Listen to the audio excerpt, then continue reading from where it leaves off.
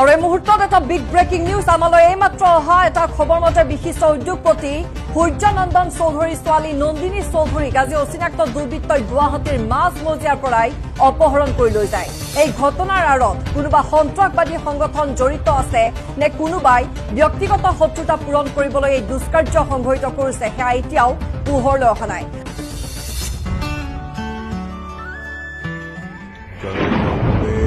कर्मण्येवाधिकारस्ते मा फलेषु कदाचित्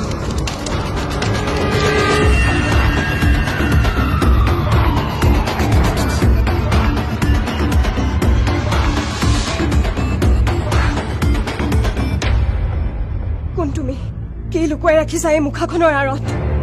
কি তোমাৰ কাহিনী, কি তোমাৰ পৰিচয়? মোক আজি সকলোখিনি উত্তৰ লাগিব তোমাৰ পৰা অবিনাশ।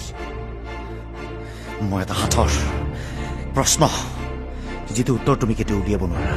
তুমি যদি মোৰ পৰিচয় জানিব বিচাৰিছা তেনেহ'লে এটা কথাই জানি থোৱা, মই এজন বিদ্ৰোহী বিপ্লৱী খলনায়ক।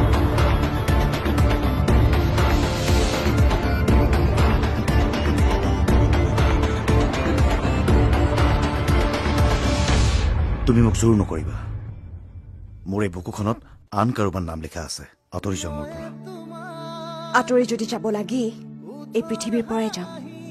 আৰু মোৰ প্ৰেমৰ যদি জোৰ আছে, মোৰ বিশ্বাস তোমাৰ বুকুত লিখা থকা অন্য কাৰোবাৰ সেই নাম এদিন হলেও মচ খাবই।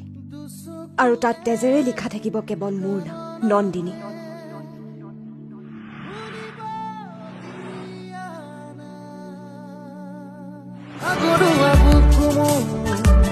জিৰণি হোৱা না আধৰুৱা কবিতা কি মনা হোৱা না।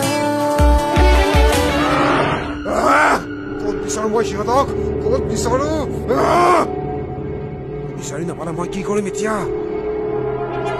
নাই নাই, মই হাৰিব নোৱাৰো।